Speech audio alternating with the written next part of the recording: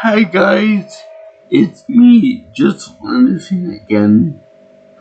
I like the movie Happy Gilmore. I like it so much I did a review for this channel. And it was something really special to me as a kid. And my dad enjoyed it. My mother enjoyed it while she was alive. It was just a very happy movie, if you will. So, I was really excited to see the sequel of it, Happy Gilmore 2. So my father wanted to see Adam Sandler doing his stick again. He wanted to see all the funny jokes that would come out of it. And he wanted to see, we both wanted to see what was the funny man going to do for it, for the next round of golfing movie. So, we were both pretty excited to watch it. We put it on Netflix, on notify me section, let us know when it would come out. We decided to watch it. And we started watching it, and then we were like, what is it have two in front behind it? Why does it have to be one too? It's got so many clips of the first movie that may well be called Happy Gilmore 1.5. Okay. I'm just gonna drop the ball on this one. He dropped a big football from the wall boy. It was, he got lazy on this one. Very, very lazy. I mean, like I said, about 20% of this movie is the same old jokes, the same old gags, the same old clips, straight from the other movie, straight from the first movie, in flashback and memory sequences. It's like, by God, why the fuck did you even bother trying in this one? I mean, it was like, come on with something original. I shouldn't say that, because when you did come up with original stuff, like for example, how to make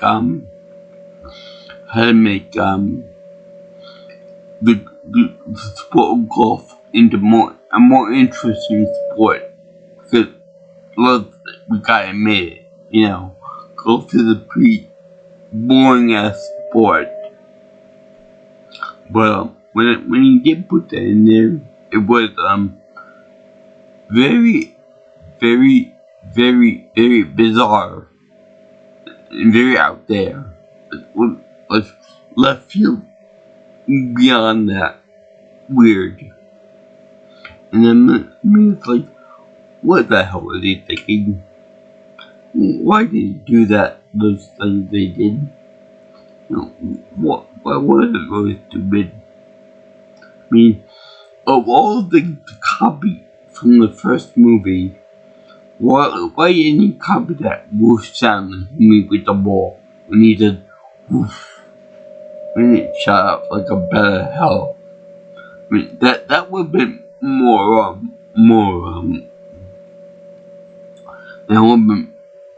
on brand with him, with Happy Gilmore.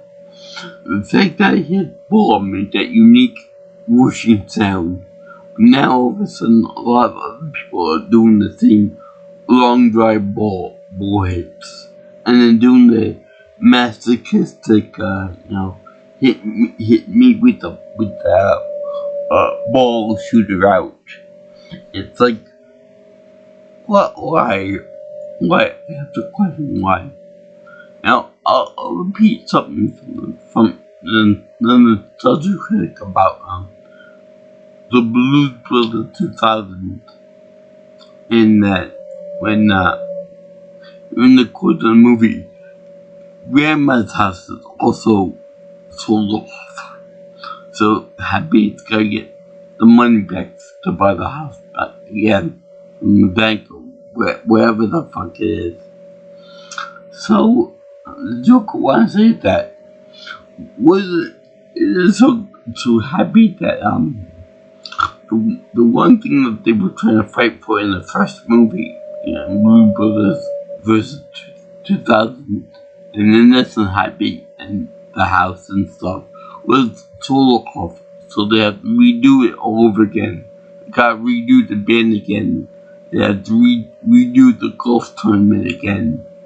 But this time, Happy's out of shape. So what did he gotta do? He gotta go do a magical, new guy who's gonna fix him up. But this time, it's not Chubb, because Chubb's dead. And so the actor called Weller to play him. Very good, I might add.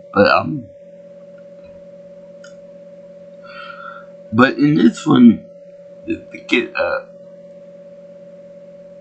another actor to play it's not.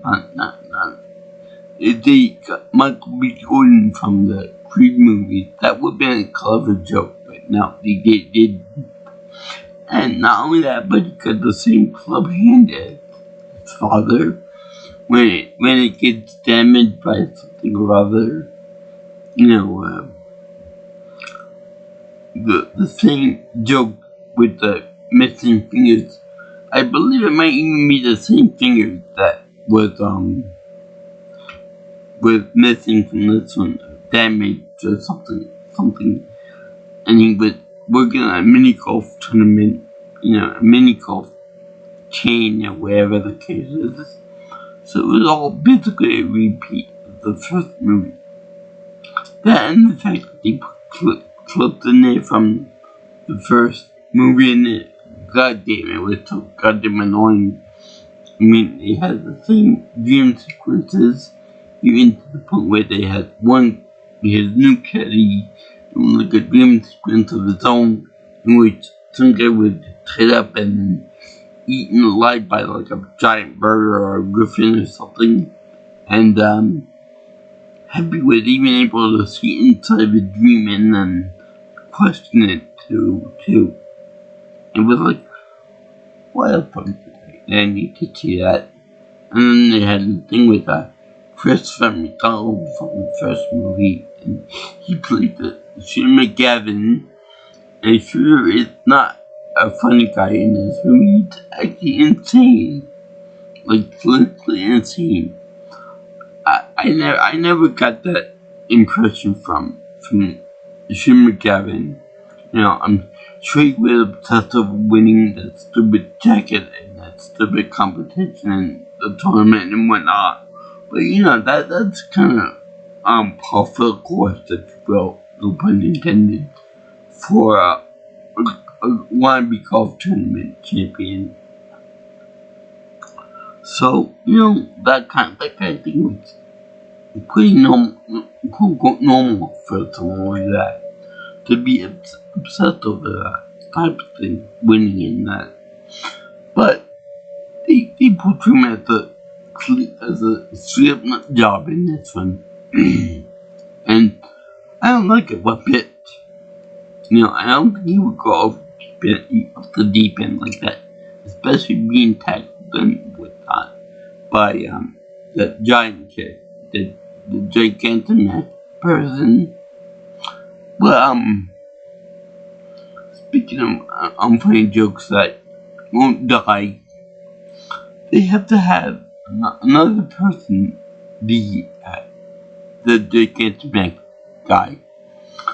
Only this time, instead of the other guy, because he passed away a few years after the making of the first Happy Gilmore movie, they have his son being that the quote unquote ugly gigantic person. Now, this is harmful for him being portrayed him as being a very aggressive person, which I don't know how he is in real life, but he might actually beat the son of the guy from the first movie. But still, it was kind of stupid that he had been there. And then it includes a woman there that claims to be his mother. I don't know if it's real mother or not, but it was kind of insensitive to put her in it too, meaning that she's below average height, meaning that the guy's a giant and stuff. And he also had the son of the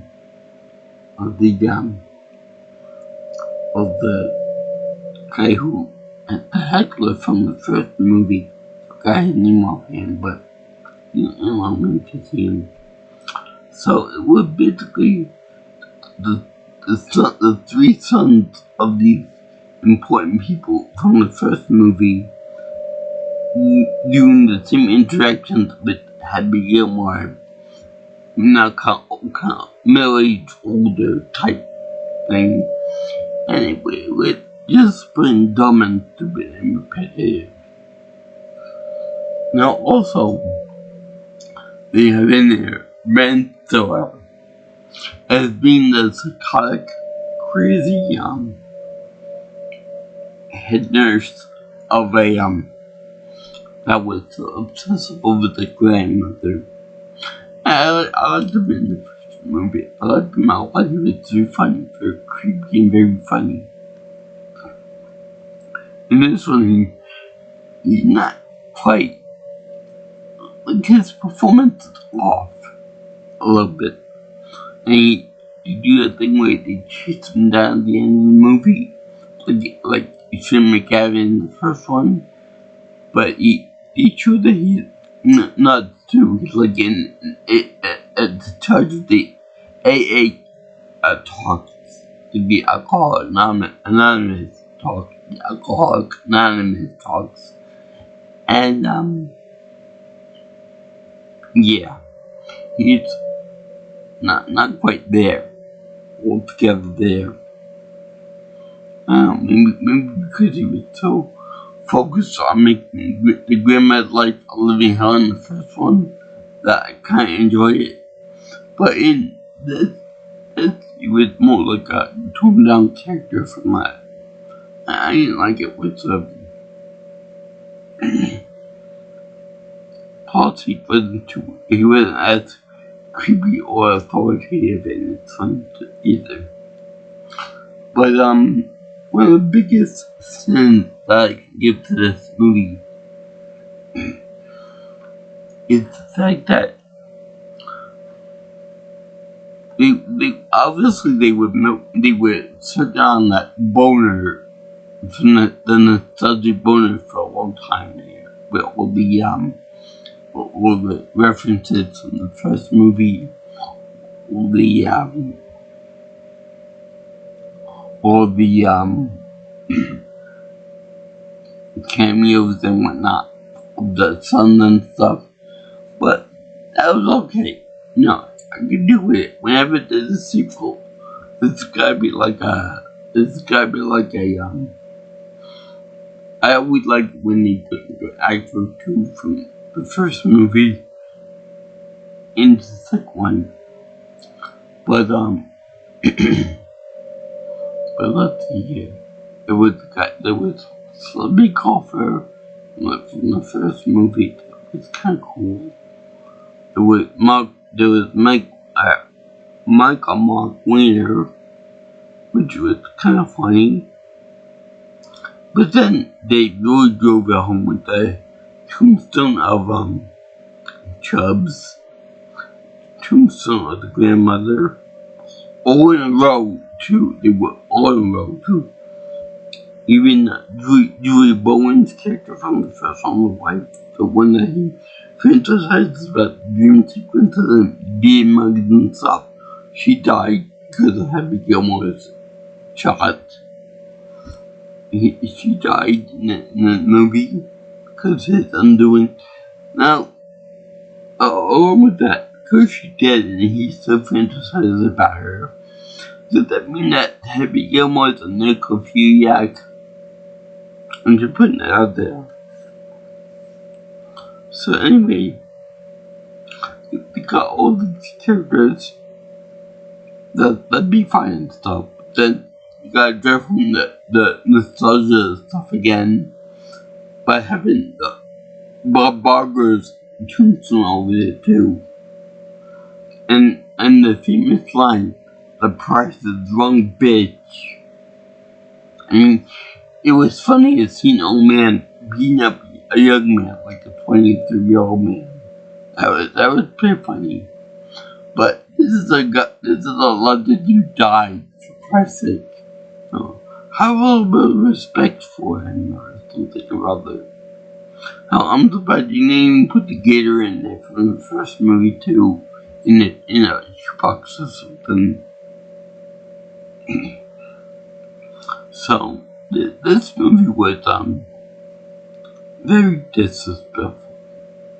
You had way too many cameos and too many references in one shot, in like one type of and like too much for cluster for my taste.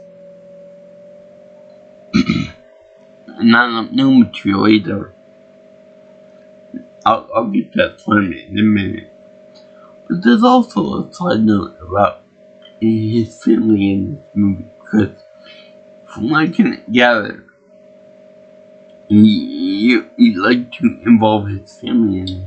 Now, before I get into them, let me just say that also, it's par for the course pretty much for all of Sandler's movies to involve the cast of SNL. Like,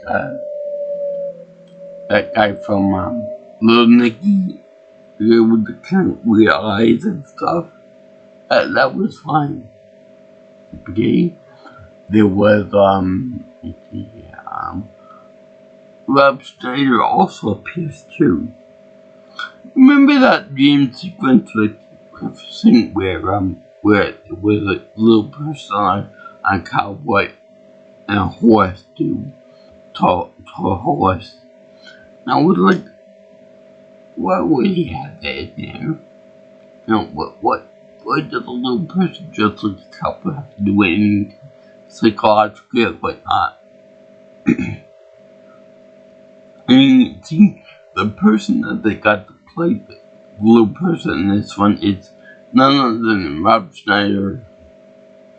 I know what you're thinking, why pick on Rob Schneider in this one?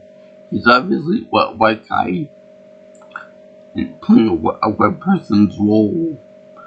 But in every other cameo that Rob Schneider does, he usually does like a racist stereotype or something.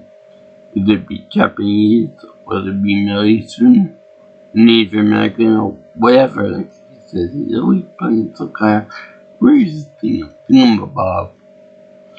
But in this one, he plays a little person, which I kind of dwell on that, because, for all the rules, that role could have been easily filled in by a little person. As bad as it may sound, being a little joke character would be a little too far for some people. But I think that it could have been more useful if you put a little person in there. Almost like be more authentic, not him. Now it's like he's pissing off people with disabilities now too. Bob Schneider. And Sandler put him in there. Now, let me just talk about the family too. They got the title cut there. They got Happy, Doc, Dopey, Sleepy, Sneezy, and then you got Sunny, the daughter, the lone daughter of the bunch. I think they also have his wife in it too. Now, I might say that Sunny is the most developed character in there, and she is by far the most mature person in the bunch there, because all the kids except one guy is buff. Well, I mean, one everyone else is normal size but the one guy is buff. So I don't know if that was the joke or something in other media that he should copy over, that one person that's real muscular, but it's noticeable in this part. Anyway, they got something here, and I noticed that in other productions by Sandler, they really try to push her in there.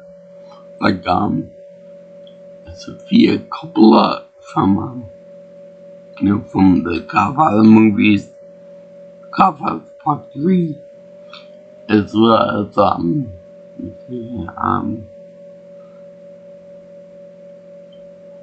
like with, Will Smith pushing his kids, Jaden and, Willow. Now, with Will Smith, I will give him allowance on this because, at least they deal with one kid at a time. It was After Earth, and then there was I Am Legend, but they only had like one child at a time. And this one, you get the whole multiple of kids. And then I think that something within the movie, something about masturbation or something like that. Real wonderful movie you picked up for your own daughter there, Sandler, to start a movie career with, or one of the first ones to start out with. That's Father of the Amateur right there. So, yeah, looks like you'll grow up to be another painy ass Sandler nepotism baby. Or maybe she'll be the only one, I hope. But, yeah, she gives them the motivation to take the drinking habit and to become a better golfer and to finally shut down Shane McGavin, which I think he was more stable from this one. I think he was more stable in the first movie than it's in this one. He's old too, like real old, like Trump old. So let's see here.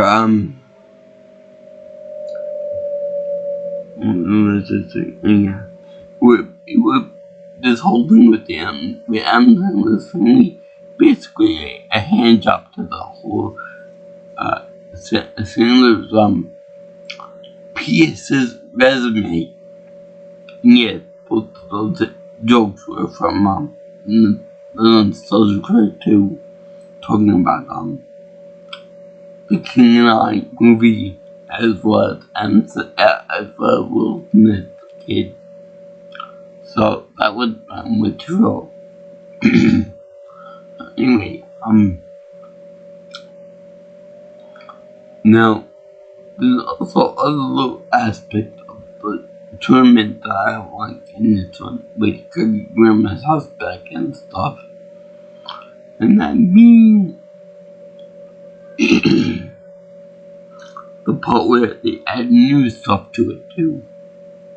And, of course you gotta have him get his game back and stuff, but that's powerful, of course, too, that's understandable. But I like the way he treats his jacket, his tournament winning jacket, like trash, like a regular piece of clothing.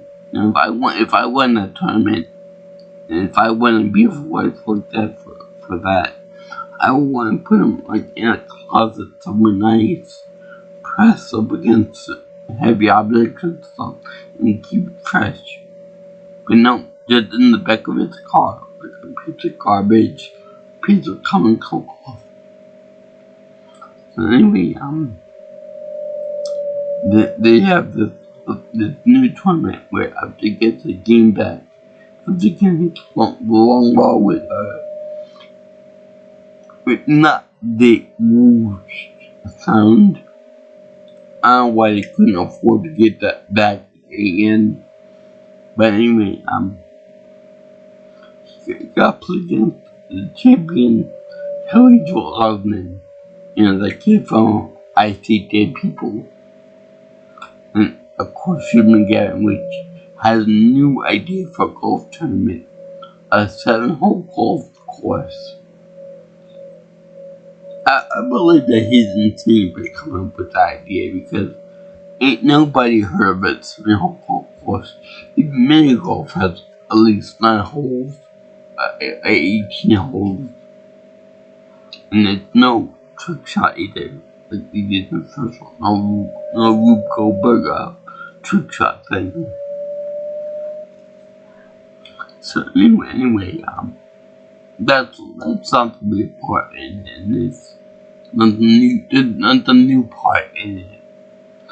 The new part comes from the new golf carts that they put in because they got new sponsors to make it more hip and more now with the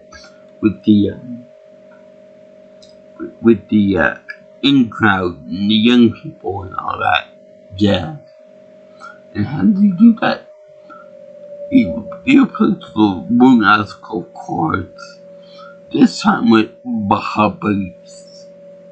And no, I'm not talking about that. They actually use real BF injection type dragger vehicles to go around the course and rip up the terrain and all that stuff. And it's really, really, really annoying.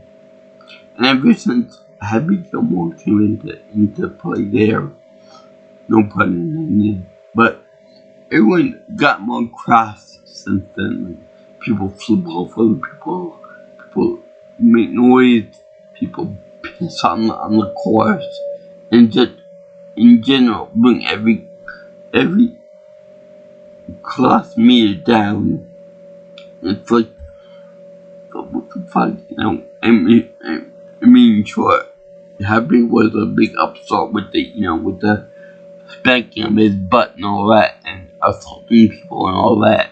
But that was only one guy. Now it's like a worldwide phenomenon that everyone does that. Everyone attacks people. Everyone always insults the caddies and oh yeah, by the way, there's a little plot about the caddy from the first movie. A little blonde guy getting his revenge on Happy by being one of his enemies in the tournament. And then trying to wreak havoc on him. But I will even accept the Baja Buggy thing. Because it's so much cool that they're trying with this. But at the end of the tournament, in the last hole, they put in there really fucking stupid obstacle, if you call it that. And what is it? It's a flag green, and then like about 10 feet around the hole. I'm in America, so we use feet. So around 10 feet around the hole, got like I should put this we got like a raised platform of the ground, and to get the ball on there from outside the perimeter around the circumference around this green platform, you have to tilt the ground up, kind of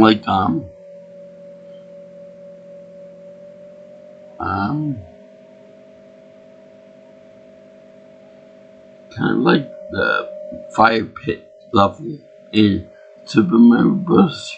64, in which you have to balance yourself and you have to fight Jay Bowser on there, and like as you as you link one side with him, the the the the platform like tips over into the lava. So it's kind of like that. That's really stupid. Not even the most deranged mini golf guy would make an obstacle like that, because that's freaking absurd for anyone to play on. And this is mini golf. Could you have been in a real tournament like that on TV and things? There'd be no way that would work out. And then not only that, but things spins too. The thing spins on around it, so when it had be any other people have to make the putt shots on there. You have to do it on a rotating round, which is, I guess it must be the way of bringing the ante from the first movie. You know, the absurd shot they had to make that crazy. Weird shot where you had to bounce off this, bounce off that, go over here, triangulate this, and then do that, and went through the 2 bits, and that kind of thing. Very comfortable, but it did work because you did practice with it, with the mini golf tournament. But in this one, you know, it got bogus for it. You got no practice for it. It's really stupid. It's really dumb. It's hard to do. You know, could you shoot something on a rotating platform like that when you were trying to plan a final destination for mini golf or regular golf? No, it's stupid.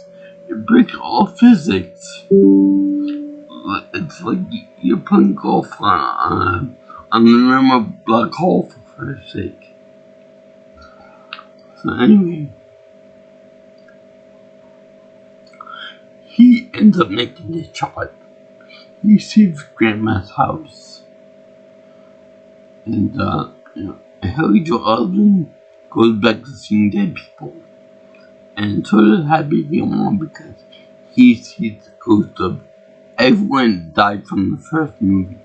His wife, his grandmother, Chubbs, everybody, even the heckler and his son there, I think, and Bob Barker too.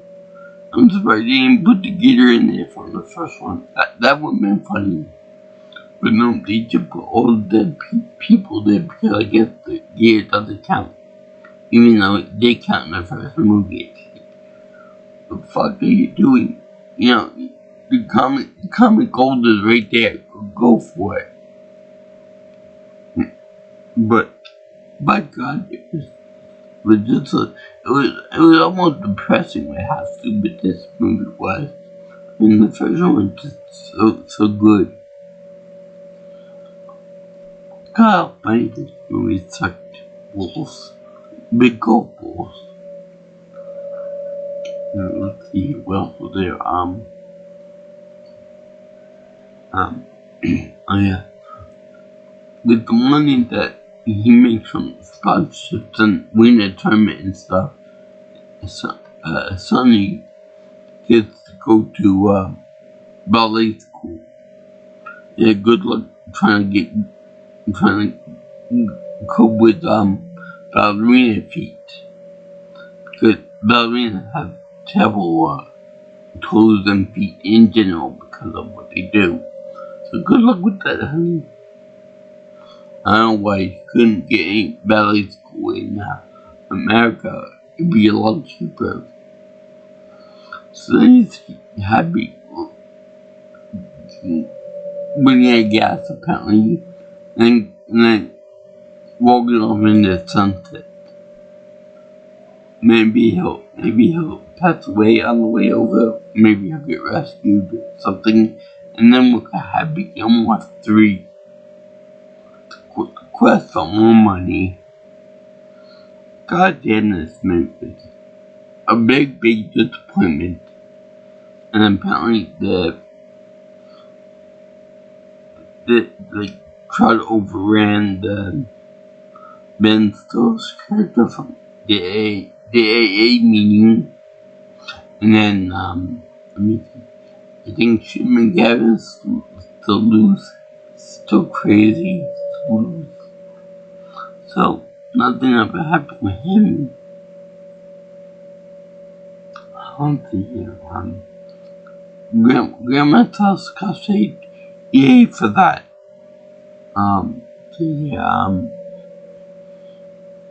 Happy still got his wife dead. Chubbs is dead. By God, this whole thing is just basically a nostalgia trip. The kind that you don't want to go on.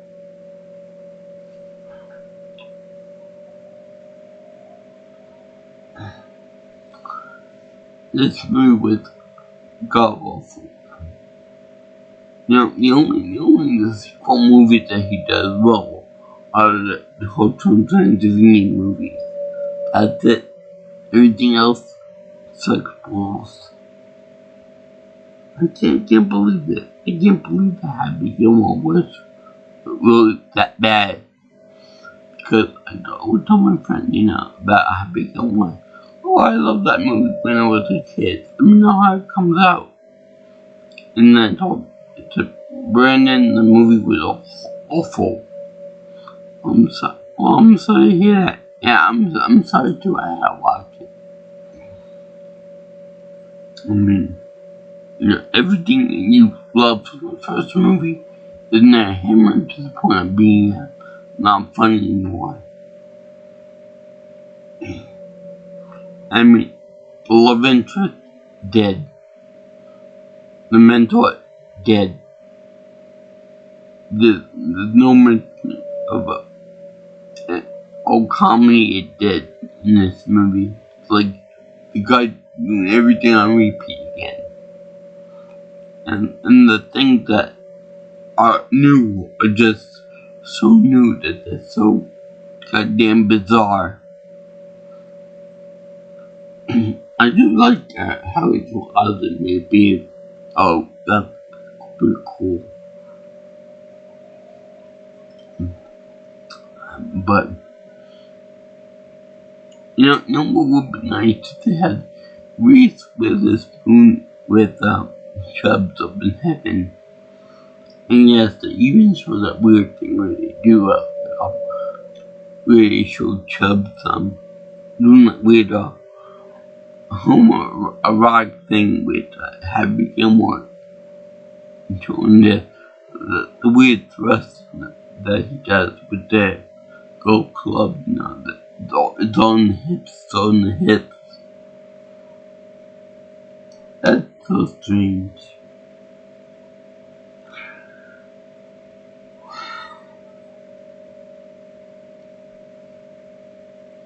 But yeah, I watched Happy Gilmore too. Thank you for watching my review of it. I did by force. I forced myself to do it. I didn't want to because it's so stupid. It's just so dumb. And as you can see, as you can imagine, you're gonna give this thing a very big, stinking wet poop symbol. Because the jokes are so stale. It's the same movie over again from the first one. Only the characters seem older and they seem more stiff. And they just don't seem like they want to have fun anymore.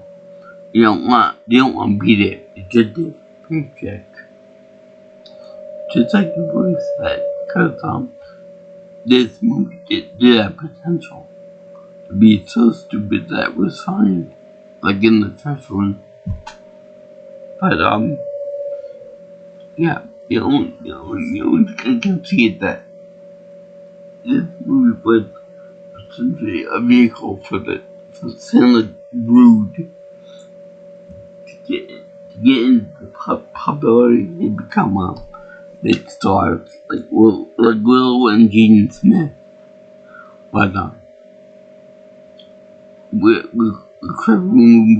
crappy movies like this, I don't think that Santa's little Sputniks will make it into orbit, if you will, which is a damn shame. So if you guys like what you see here and want some more of my videos and such, you can always like, comment, share, and subscribe to my channel.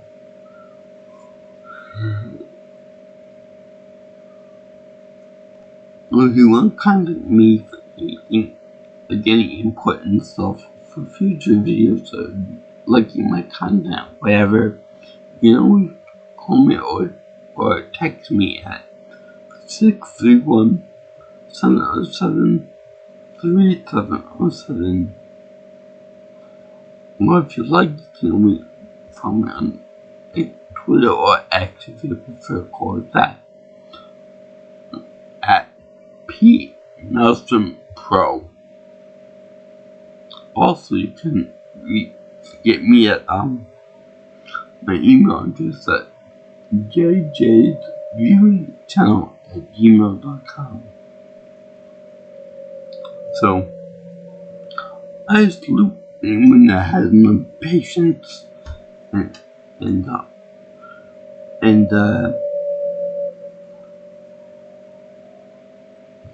can stomach getting through another one in Chandler sequels, because it's like the Disney remakes, like they're trying to milk the tits off you, but they're just doing it so hard, so often that it doesn't pay off.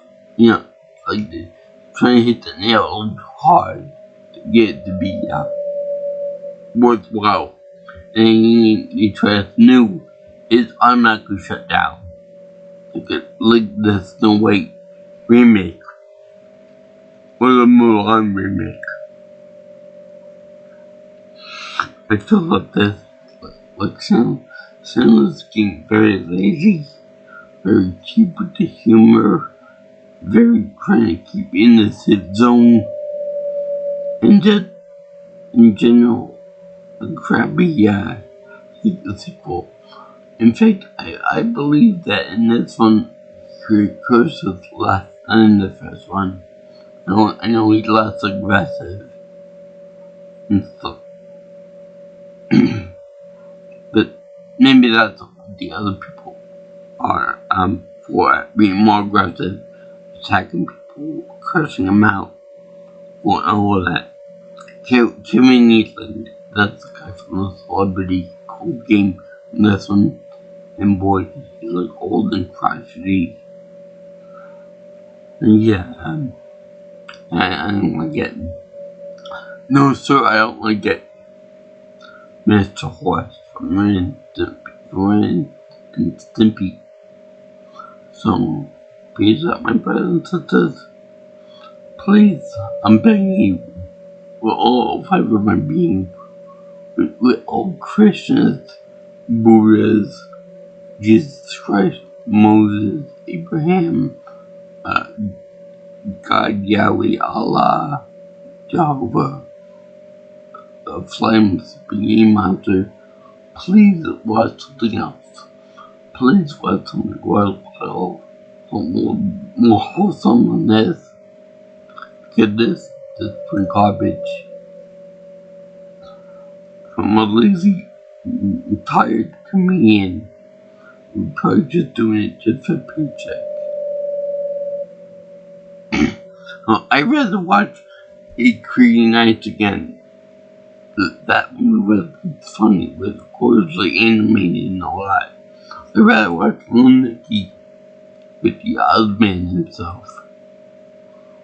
Rest in peace, Princess Darkness. So, sayonara. Ciao. I'll see you in the next video. All you girls and guys in Instant Land. I guarantee it for the next movie that I review, it'd be a hell of a lot better than this shit show of a golf movie. Happy trails, Happy Gilmore.